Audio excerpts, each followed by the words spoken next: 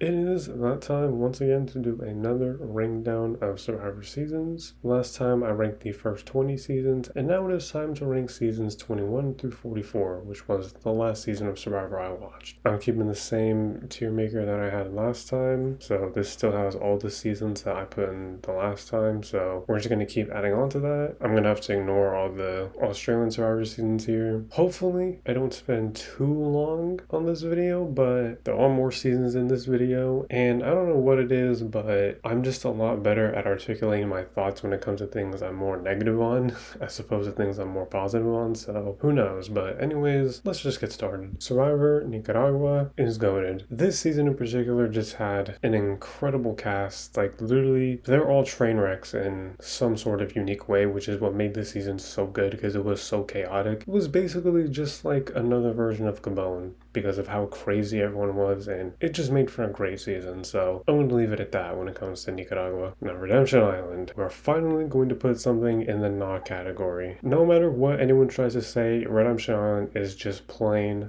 not good. It is truly just terrible.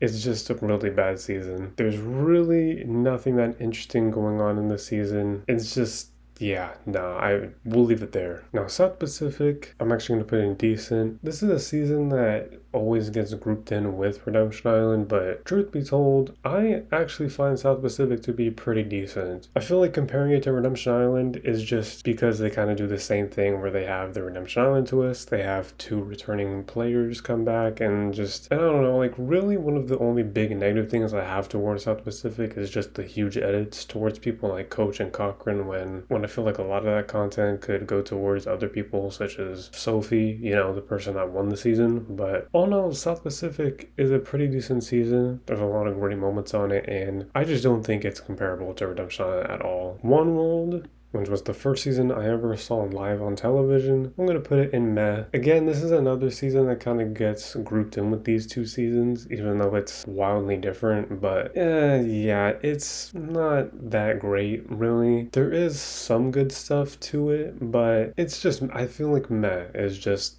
the best way to describe it, really. Like, when I think back to the cast of One World, there's not really a ton there that I think, yeah, you know what, I really like them. There's maybe like a few, but in general, it's just kind of a boring, meandering season, and yeah. Philippines, I'm gonna put in great. I feel like Philippines, again, was just another really entertaining season with a lot of, again, crazy people. And it is kind of weird because I feel like at this time at Survivor, everyone kind of groups in a lot of those previous seasons that I just said together as like really bad, and then Philippines is kind of just stuck in the middle between all these bad seasons. But really, I feel like even beyond that, Philippines just stands out because of how great its cast is and how a lot of the journeys are on that season. Obviously, you have people like Malcolm and Abby Maria who are great, but also seeing people like Penner and Russell Swan come back was great. Not going to mention the other guy that returned, obvious reasons. But Philippines was also the season where, like, I remember when I was watching on TV, and that was when I like really felt blindsided when watching The Blind Sides. That's the best way I can describe it. Like, I truly felt shocked watching in my room at some of these vote outs. So I have fond memories of watching Philippines, and yeah, it's a good season. Caramoan, I'm going to put in meh. I feel like the best way I can describe Caramoan is that out of all the bad seasons of Survivor, it's probably the least bad season, because there is some decent stuff, especially during the merge portion of the season, like when the three amigos are kind of just banding together and just going against everyone else and arguing with Philip and everyone else, and there's all that kind of stuff going on, and there's all the other internal drama between like Andrea and Brenda and all that. I feel like that stuff was all pretty good, but in general, it's such a far cry from the first Fans versus Favorite season, and beyond that stuff I mentioned, there's just not really much else interesting that happens in this season. It's just, it's meh. Blood vs. Water, I'm going to put that in decent. I feel like Blood vs. Water is a good season, but it's not really something that I think back to a lot, really. Like, I truly have nothing bad to say about it, but I don't really feel like I have many amazing amazing things to say about it either. Other than what I'll say is that it was awesome seeing such a unique returning cast come back for this. I feel like more returning seasons should use a cast like this. And there was a lot of great new contestants on this show as well. I feel like it was a good blend of just random returnees and good new people as well. And there was another interesting dynamic there with everyone being family or loved ones of some sort. So in general, it is a good season. It's just not something I think about often compared to other seasons. Kaguya,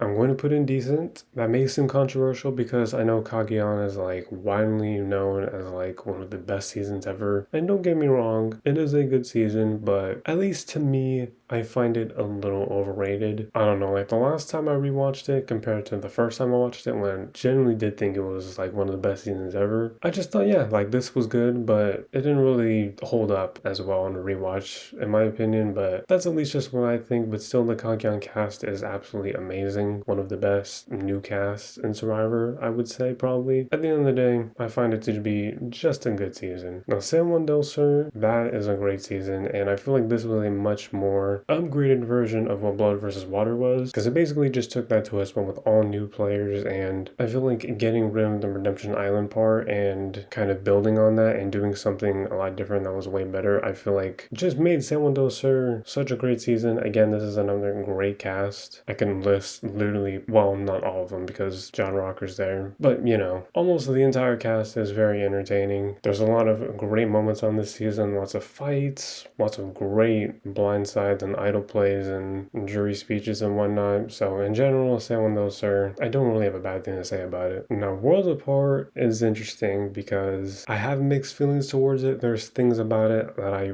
really do like. There's other things about it that I'm not a fan of. But I think I'm going to put it in decent because at the end of the day, it's a very toxic season. And that is both a good and a bad thing because there's definitely lots of moments with different cast members on this season that are in bad taste and not as great to watch. But there's tons of stuff on this season that's super fun to watch. Like when I was watching Worlds Apart, it was probably some of the most invested I've been in watching a Survivor season, because watching Mike have to win immunity challenge after immunity challenge and find an idol and all this stuff, like seeing that was genuinely one of the most exciting things for me as a Survivor fan. So for that, I do enjoy Worlds Apart. And I mean, there's plenty of others in the cast as well. There is a lot of bad in this season that has to be addressed as well. So that's why I can't really put it below decent, but why I really can't put it in great or goated as well. Cambodia, I'm sorry, but it is a nah for me. The hype for this season was unreal, but when I actually watched it, I just didn't really find much of it to be that incredible. And to me, Cambodia is really like the beginning of the end of what I loved so much about Survivor, because there was just so much this season that just completely changed what Survivor became, because there was way more twists and advantages being added, and there was all the voting blocks crap that was being thrown out, like every tribal council. I feel like this was the beginning of when there was more focus being put on the game instead of the people in it, and just, I don't know how to describe it, but for there to be so much hype that I did buy into as well. To watch what the season actually was, I just wasn't really a fan of it at all. And so I dislike it for that, and I also dislike it for just how it contributed to the rest of the show. But Ko Rong is an exception because that is an absolutely goated season. Ko Rong was filmed before Cambodia, so Cambodia's influence wasn't shown here on Ko Rong, but Ko Rong is truly just an iconic season and has really stuck in the wrong time, because Ko Rong feels like a season that should be like in the first 20 seasons really, because this cast is absolutely unreal. I feel like it was a much better version of Brains, Brawn, Beauty, because I feel like there was a lot more that went into the tribe dynamics because of those labels, and I feel like the cast just in general, even beyond just those dynamics, was great. Obviously, you know, I'm a huge Michelle fan, but even then there's people like Scott and Jason who like were bad villains, but they were great to watch and really entertaining for me personally. They definitely did a lot of crazy bad things potentially, but like at the end of the day, you need people like that on a reality show, and I feel like not only were they good villains, but like they helped make everyone else so much more rootable. And so I don't know, I mean, I could go on and on about them, I could go on and on about Michelle, I could go go on and on about Debbie and Ty and everyone else, but Joe, Peter, at the end of the day, incredible season, and will really the last, incredible season. Skipping that, we're going to Millennials vs. Gen X, which again is a huge not for me. I absolutely hate this season. Basically, what I said about Cambodia just contributing to, the downfall of what I love about Survivor, I feel like Millennials vs. Gen X just really sped this up and,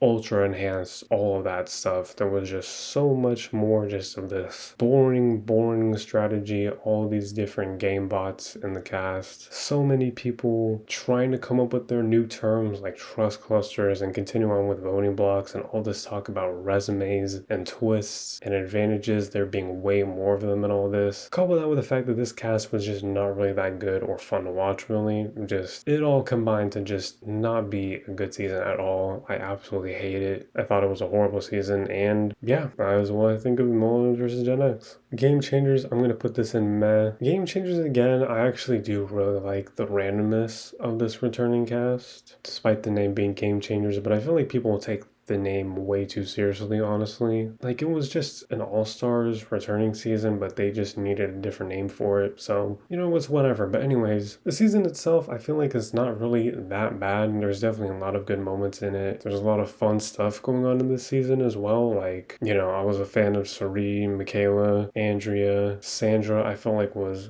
great this season. The Game Changers also has a lot of bad stuff. Obviously, there's the big moment with Varner and Zeke, which, and there's also, more of what Cambodia and Millennials vs. Gen X influenced, and this is when all the whispering started a tribal council, when we had the live tribal council. And at first, when it happened, it was genuinely great because of the novelty of it. But after that first time it happened, the fact that it would just happen over and over again was just awful. All this whispering at tribal council, standing up and doing all this stuff when you had entire days to figure all this out. Again, there was just more being contributed to here that influenced a lot more seasons of Survivor. And it's just, yeah, so there's good and bad to Game Changers, but I don't think it's really that bad or that good, really. Heroes, healers, hustlers, I do feel like this is a good season though, because despite all of the BS going on here with the twists and advantages and the rigged stuff going on, with the fire making challenge, I don't care what you tell me, that was definitely rigged for Ben. Well, I'll say the way the season ended because of that just left a very sour taste in my mouth, but everything else about this season before that is genuinely great, because again, when you have a great cast like this,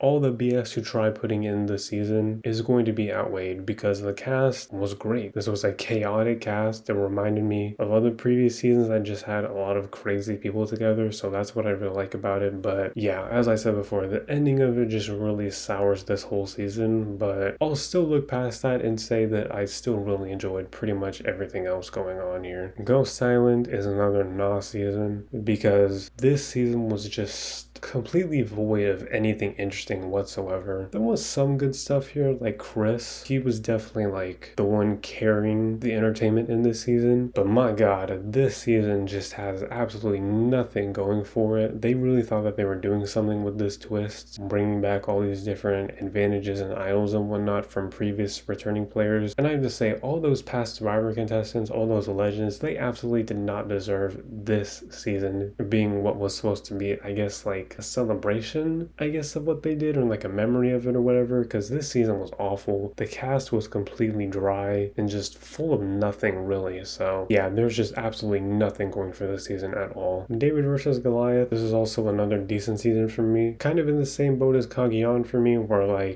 it's just very overrated to me, despite the fact that it's good. And I feel like it's rated a lot higher because of the fact that there's seasons like Game Changers and Ghost Island that precede it. And so David versus Goliath actually being a good season caused people to rate it a lot higher than it should be, because it is a good season, but I mean, it's nowhere near as good as a lot of these other seasons, but that's just at least what I think. It came at a very fortunate time, but yeah, it's decent. Edge of Extinction, I'm gonna put that in meh. Personally, I see the potential in the Edge of Extinction twist. Contrary to my beliefs on all the other twists and advantages in Survivor, I actually feel like there is potential there, and I actually have written down what I think would be good in adding to it, improving to it, removing from it to make Edge of Extinction better. But the way that they actually did it in this season, it just wasn't really that great, and in a way kind of well thought out in my opinion. Season itself is also just kind of A lot of it is pretty boring in my opinion. There definitely is good stuff though. Like I love people like Reem, Julie, Ron, Aurora. I feel like they're all great, but I feel like beyond them, and honestly the ending when Chris comes back and wins, which I absolutely love honestly because it makes so many fans of the show seethe. I feel like it's great honestly that he did that and won. Besides all that, it's just